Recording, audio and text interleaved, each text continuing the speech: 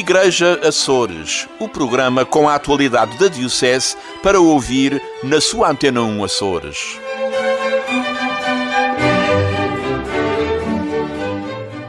Olá, seja bem-vindo a mais uma edição do Igreja Açores e desejamos-lhe um excelente feriado na nossa companhia.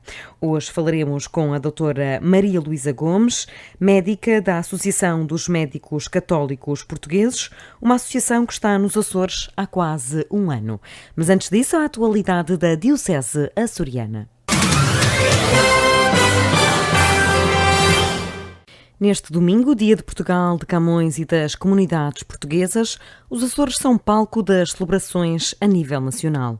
O Bispo de Angra, Dom João Lavrador, congratula-se com este reconhecimento e com este carinho para com a diáspora. É realmente um motivo de alegria, de orgulho para todos nós, é o reconhecimento desta comunhão e, ao mesmo tempo, desta unidade nacional, e é também o reconhecimento e a atenção devida que se deve ter especialmente para a região autónoma dos Açores, que, sendo uma região autónoma e sendo aqui realmente no meio do oceano, que tanto contribui para a extensão e para a valorização do próprio do país e do nosso Estado português, naturalmente que também se sente assim reconhecida e certamente atendida numa atenção que ela merece para as suas necessidades e para aquilo que são os seus projetos e que são as suas ambições para realmente melhorar as condições de vida de todos os açorianos e para que aqueles que se sintam mais excluídos e mais marginalizados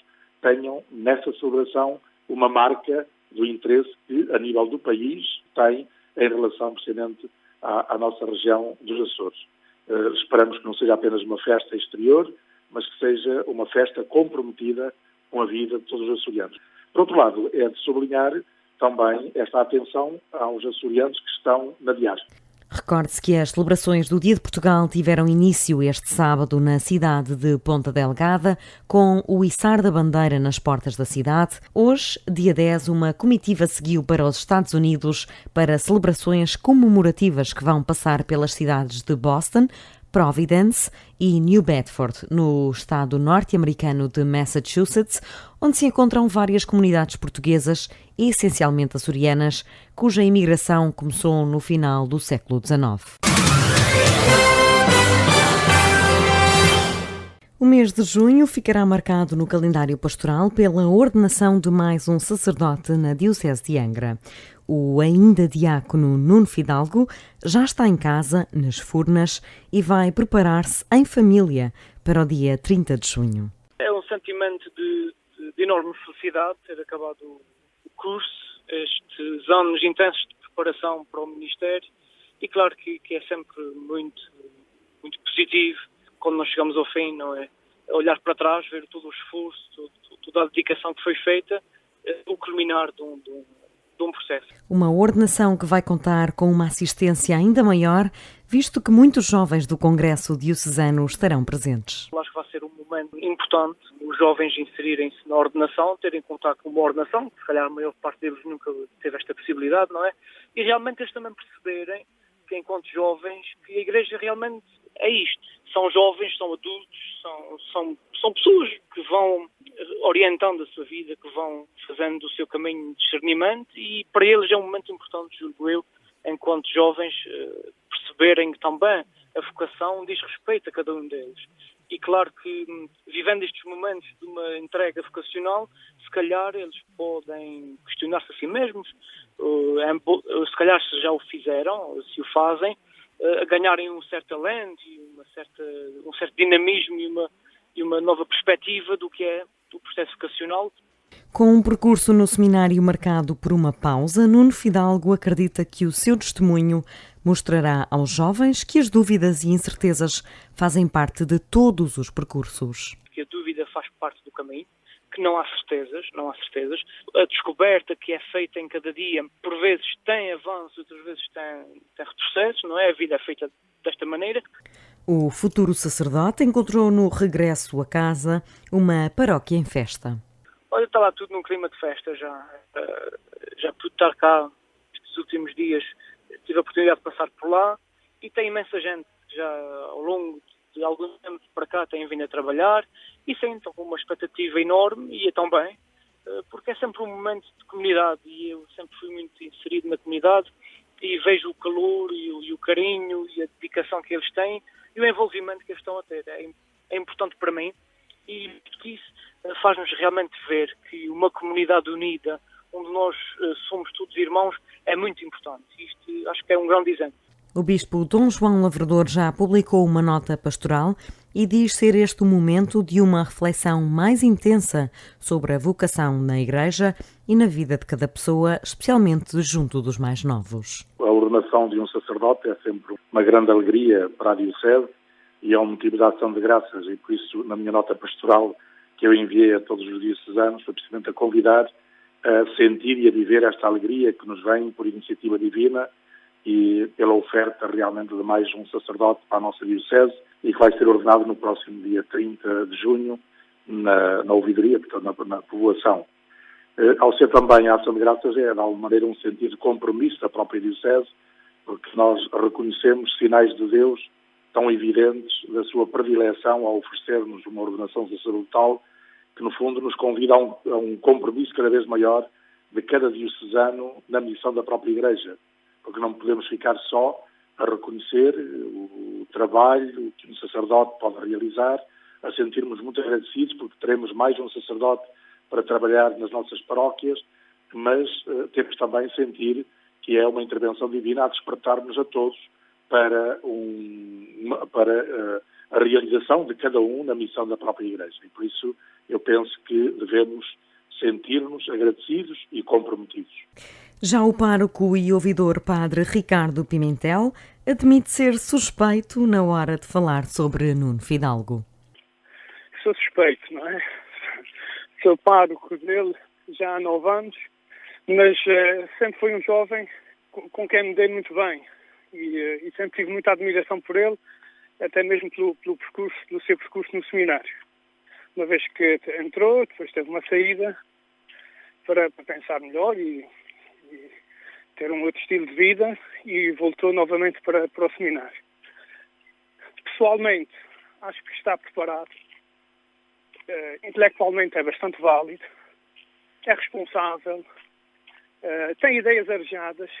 Julgo que a Igreja precisa de hoje de gente com ideias arejadas e ele tem estas ideias e depois tem uma capacidade de relacionamento com os mais novos que julgo que será um contributo interessante para a Igreja diocesana.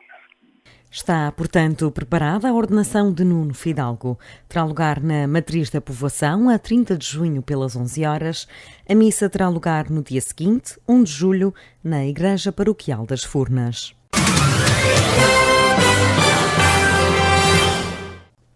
Os jovens não são um problema, são um desafio. É a ideia-chave que a Pastoral Juvenil nos Açores defendeu na conferência de imprensa de apresentação do 1º Congresso Diocesano da Juventude. A sessão aconteceu na passada segunda-feira, dia 4 de junho, e contou com o presidente da Câmara Municipal de Ponta Delgada, o secretariado-geral do Congresso e o diretor do Serviço Diocesano da Pastoral Juvenil, Padre Norberto Brum, que apresentou todo o programa do Congresso entre 28 de junho e 1 de julho.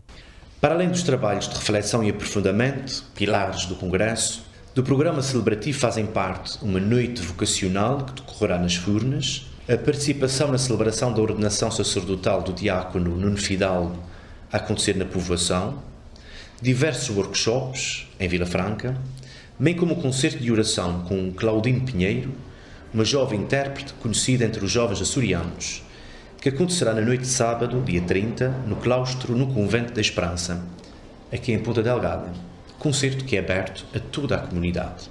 Paralelamente ao Congresso e como parte integrante do mesmo, será realizada uma Feira do Carismas, que não quer ser mais do que a oportunidade de dar aos jovens a conhecer, e a toda a comunidade também, os diversos carismas religiosos e movimentos juvenis existentes na Diocese. Não se pretende que esta feira seja como uma simples vitrina, mas uma oportunidade de contato direto por parte dos jovens com quem vive a missão da Igreja e ao serviço da mesma. Como sozinhos nada conseguimos, este Congresso concretiza-se e torna-se realidade graças aos diversos apoios e parcerias que estabelecemos. O jovem evangeliza o jovem é outra das premissas que põe os jovens no centro desta ação. Pretende-se que todas as ilhas e ouvidorias da Diocese estejam representadas. Para este congresso estão convidados e convocados os jovens de todas as ilhas dos Açores. Pretende-se que ele tenha de facto uma expressão verdadeiramente diocesana. Na matemática da nossa Igreja diocesana, 9 igual a 1. 9 ilhas, mas uma única e mesma Igreja. Este congresso pretende ser um encontro feliz de jovens de toda a Diocese, onde, e no dizer de Dom João na sua carta convite, poderemos partilhar ideias, alegria, sonhos e projetos.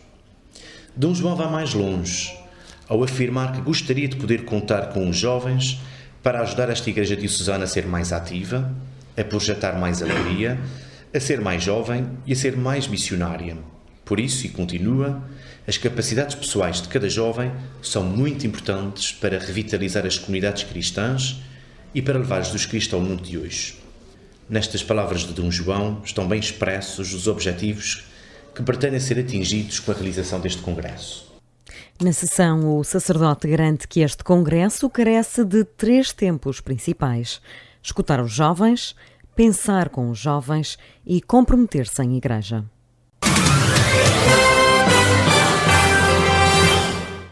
Chama-se Inspiração Divina para a Liberdade, é uma iniciativa do Serviço Diocesano da Pastoral da Cultura com a Pastoral Juvenil da Ouvidoria da Lagoa. O projeto levará 14 jovens ao estabelecimento prisional de Ponta Delgada. O objetivo deste projeto piloto é-nos explicado pelo diretor do Serviço Diocesano da Pastoral da Cultura, Padre Ricardo Tavares.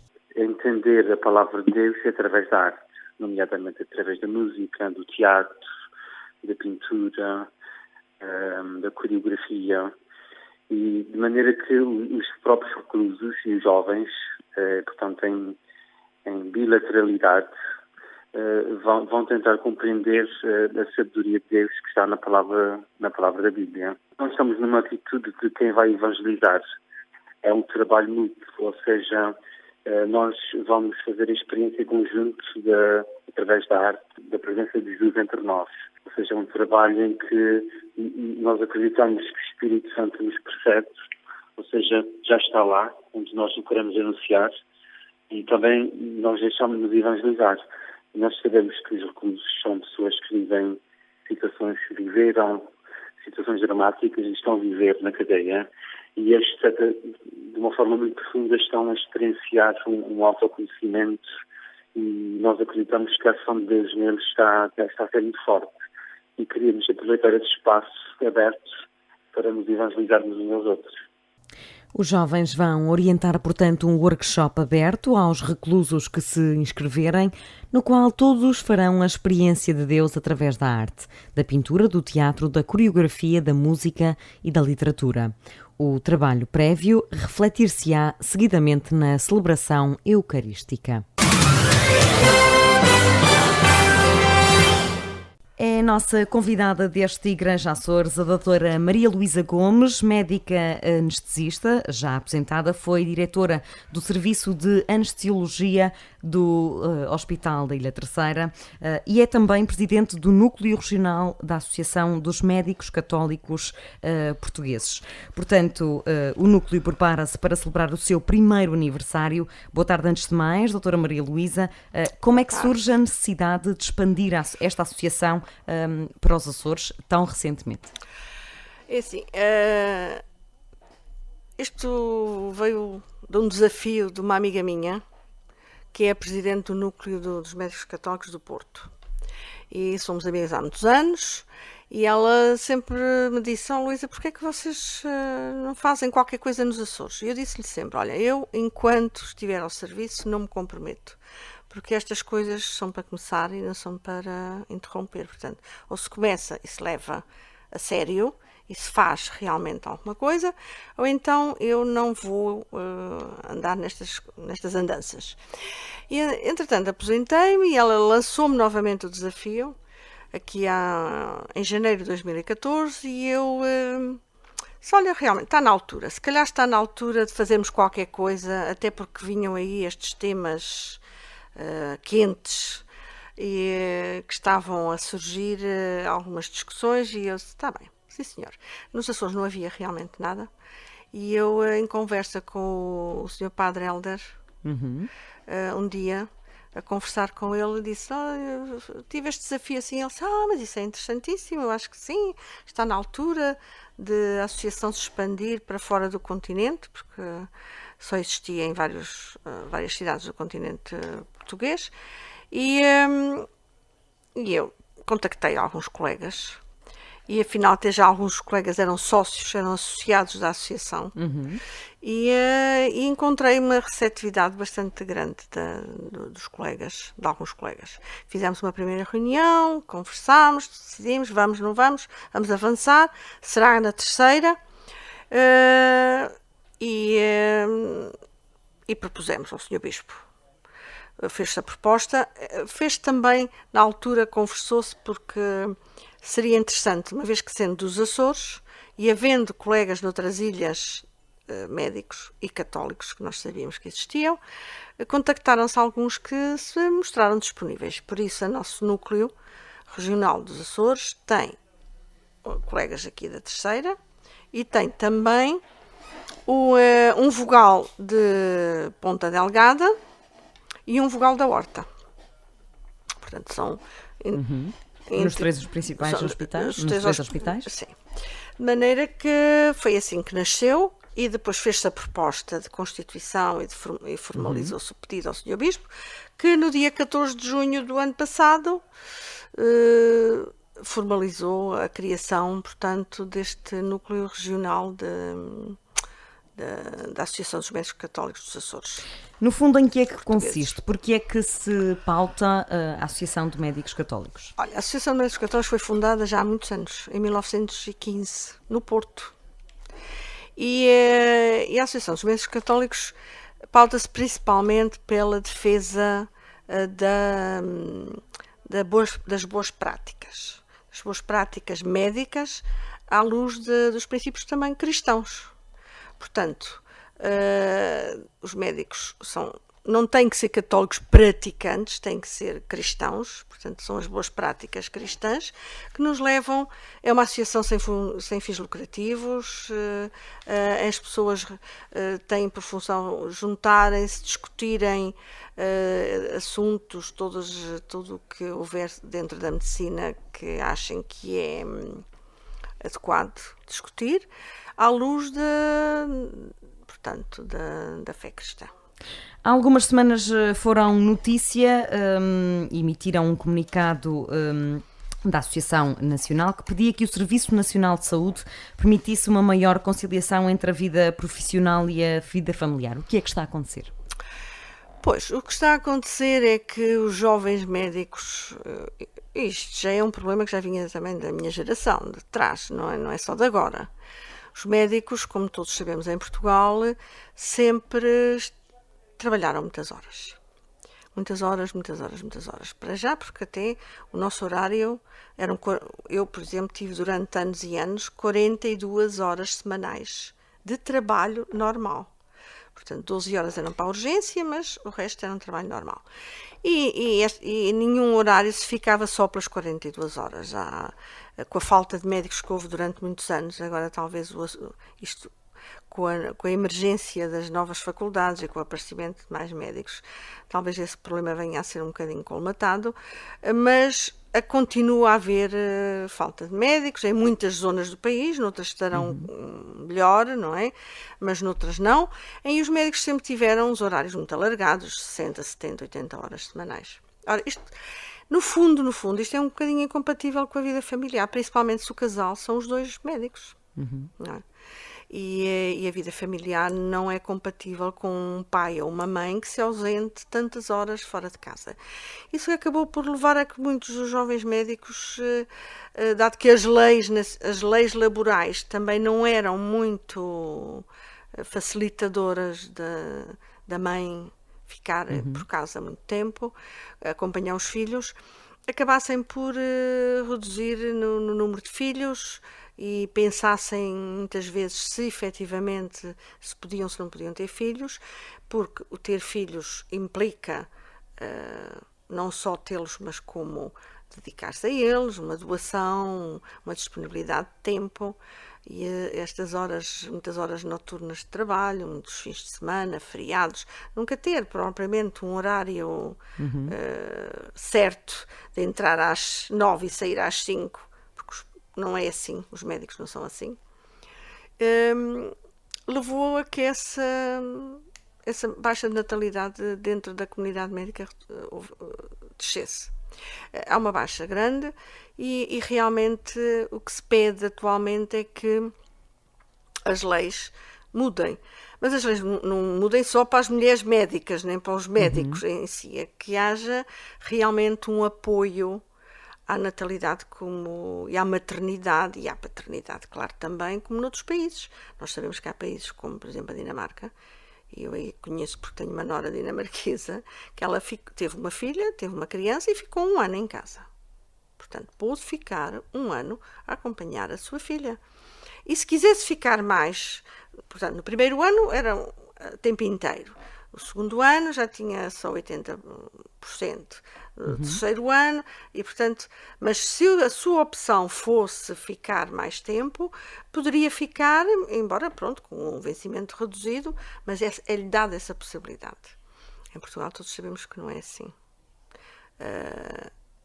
É os 5 meses ou 6 meses, é os 5 meses, e depois acho que se ficar mais um mês já tem uma redução de vencimento e não é suficiente para realmente as mães acompanharem os seus filhos a tempo inteiro, como é desejável. Que outras soluções poderiam ser apresentadas para este problema? A alteração, para já, alterações da lei, ou a flexibilidade até de horários, que, por exemplo, é uma coisa que também não há muito no nosso país, é a flexibilidade de horários, principalmente no setor público, não é? E nestas profissões. E eu não digo só dos médicos nem das médicas, mas há os enfermeiros, as enfermeiras, no fundo, todas as pessoas que trabalham nestas áreas têm, no fundo, o mesmo problema. Porque a situação é mais grave no público, certo? No público, no setor público, por essa falta de flexibilidade e de leis laborais que protejam a maternidade e a paternidade. 5 meses é muito pouco, ou mesmo 6 meses é muito pouco. E quando é dado a um casal, muitas vezes, às vezes querem os dois gozar, é meio-meio. Embora a mulher é obrigada a ter pelo menos, acho que 3 meses. É obrigatório. Mas 3 meses o que é? Não é a vida de um bebê, não é nada, não é? E depois tem que entrar logo a trabalhar a tempo inteiro. Ora, se houvesse alguma flexibilidade ou a possibilidade da mãe decidir: eu quero ficar 1 ano com a minha filha em casa, mesmo que tenha uma redução de vencimento, sei lá, de 5% ou 10%, ser-lhe dada essa possibilidade. Não é. E depois, para o que se falou já também, por exemplo, no setor público, nestas áreas da saúde, em que se trabalha 365 dias no ano, não é? Portanto, estas áreas têm que ter pessoal a trabalhar todos os dias do ano. Não há dias que não possam ficar cobertos, não é? Se lhe dá, sei lá, a possibilidade dos hospitais terem creches, terem sítios onde os casais possam, se forem os dois da mesma profissão, ter os seus filhos, não sei. Mas tem que haver uma mudança, porque senão estes casais jovens não vão ter, sei lá, até porque hoje em dia, como sabe, as avós disponíveis, as tias solteiras, já praticamente não existem, não é? Hoje em dia todas as pessoas trabalham. O cuidador é mais raro. É mais raro, exatamente. Bom, e é imperativo, e porque o nosso tempo também vai avançando, é imperativo falarmos sobre a atualidade do país. Estamos em fase de debate, de discussão sobre a eutanásia. Os médicos estão a ser devidamente ouvidos neste debate? Olha, eu acho que não.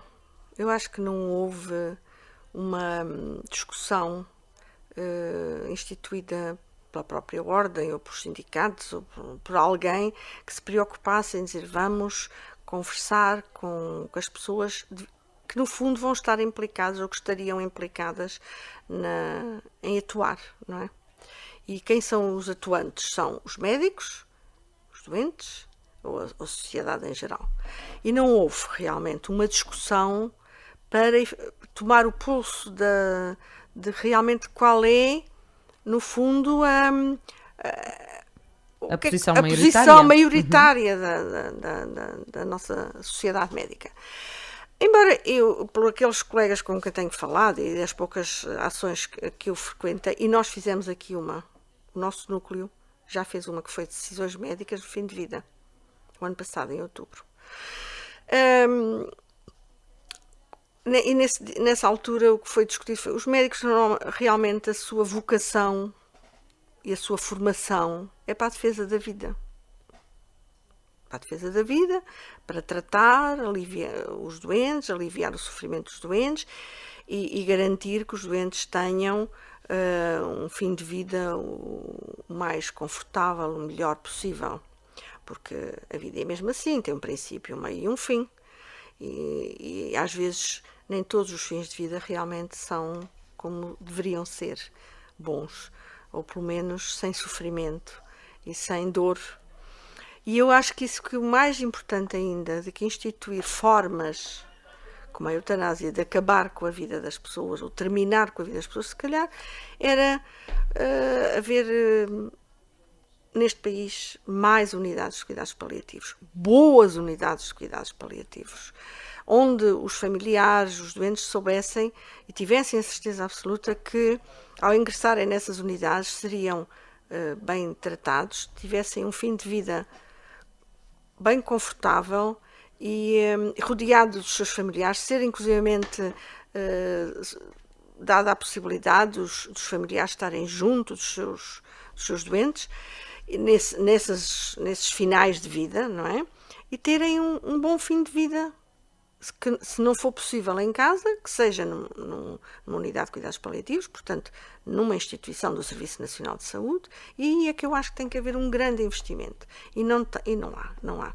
Nós sabemos que a maior parte do país, a maior parte dos hospitais ainda não tem unidades de cuidados paliativos para assegurar fazer essa prestação e tratar os seus doentes com dignidade, exatamente. Portanto, falava há pouco, não se sabe qual é a realidade dos Açores. Se temos mais profissionais, e não falo só em médicos, falo em profissionais de saúde no geral, a favor ou ao contrário da eutanásia? Não, isso não foi averiguado. Que eu saiba, pelo menos, porque eu normalmente mantenho-me informada e sei que não houve nenhuma auscultação nem da parte da Ordem dos Médicos, nem da parte de outras, quaisquer outras instituições, para auscultar da parte da profissão médica e dos enfermeiros, porque não somos só nós os implicados nesta situação, terão que ser também, se calhar, provavelmente os enfermeiros, e eu penso que não houve nenhuma auscultação a nível regional para saber a posição das pessoas. As alterações que foram feitas ao juramento de Hipócrates, a última atualização foi em 1983, já adivinhavam estas alterações na ética médica? Eu penso que sim, porque isto já se fala há muitos anos, isto não é assim recente propriamente. E porque este não é o primeiro assunto quente. Não. Já vamos a ele, há outros. E realmente no juramento de Hipócrates, o mais recente, que então é de 1983, não é?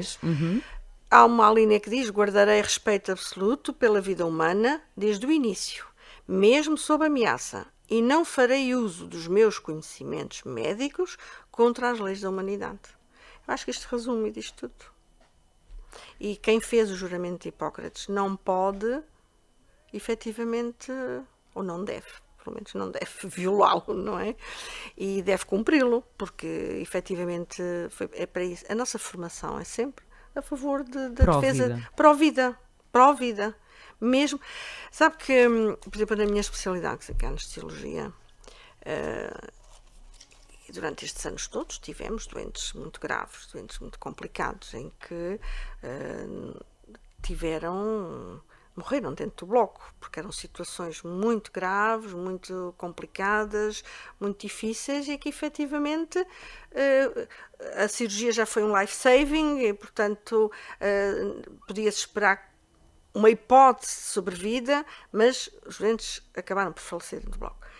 E é muito duro, muito difícil para nós que lá estamos. Inclusivamente, a nossa reanimação, o nosso investimento para que o doente não se vá embora, é sempre penoso, porque nós ultrapassamos muitas vezes o tempo que dizem as guidelines que devemos fazer reanimação, porque não queremos acreditar que foi mesmo e que está a acontecer. Portanto, para nós, médicos, pelo menos falo por mim, enquanto eu ouvir que há um batimento cardíaco, eu vou fazer tudo por tudo para que aquele doente se mantenha vivo. Como é que os médicos católicos, aqui ainda não na condição de presidente deste núcleo, mas enquanto médica católica, como é que os médicos católicos reagiram à despenalização do aborto? Ficámos muito contentes quando foi reprovado. Esta reprovação, embora por poucos votos, que a gente sabe que foi por poucos votos. Aborto. Desculpa, eu estava a pensar que ainda estamos a falar da eutanásia. Do aborto? Olha, sim, a eutanásia ainda vai haver muitos desenvolvimentos na história. Em relação ao aborto, eu vou lhe dizer, o nosso hospital foi objetor de consciência. A nossa posição, a minha posição foi de objetor de consciência, dos meus colegas também, e dos meus colegas obstetras também, tanto que não se faz aborto no Hospital de Angra. As senhoras são encaminhadas para a Horta, penso eu, e para o continente. Eu, pessoalmente, na altura, fui objetora de consciência. Disse que não era obrigada a participar nestas práticas. Não. E a maior parte dos meus colegas, agora, neste momento, não sei, no serviço como é. Neste momento, desde que saí, não sei. Mas penso que ainda, pelo menos pela parte da obstetrícia, se continua a não fazer abortos em Angra, no Hospital de Angra. E como é que lhe parece que os médicos católicos vão lidar com mais esta possível liberalização? Do aborto? Neste caso da eutanásia. Da eutanásia? Podemos ser sempre objetores de consciência. Sempre. Essa é uma possibilidade que nos é dada e que nós podemos ser objetores de consciência, portanto não somos obrigados.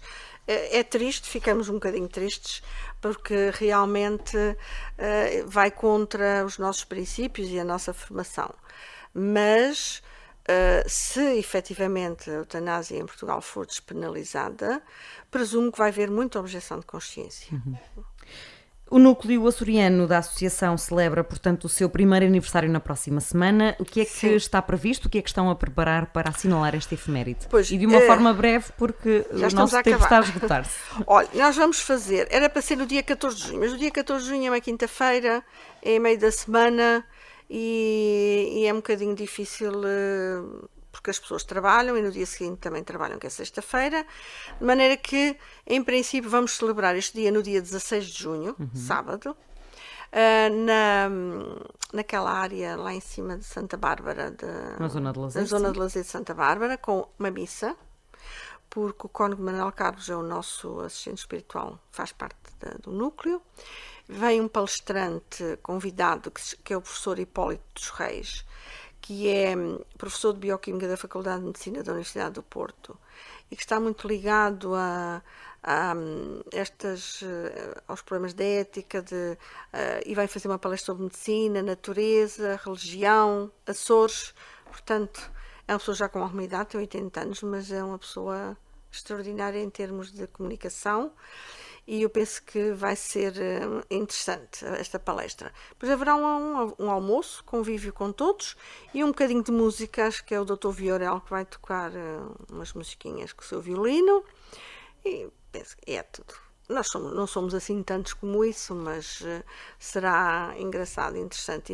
E não podíamos deixar passar este primeiro aniversário para assinalar o primeiro aniversário deste núcleo. E que seja um belíssimo primeiro aniversário, o primeiro de muitos. Doutora Maria Luísa Gomes, obrigada por ter acedido ao nosso convite e obrigada por ter estado no Icrajá Açores. Obrigada e pronto, e se quiser estar presente, também é a nossa convidada. Lá estaremos.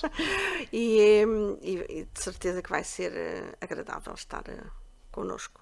Terminamos assim esta edição do Igreja Açores. Nós regressamos na próxima semana com mais atualidade da Diocese Açoriana e com mais um convidado especial.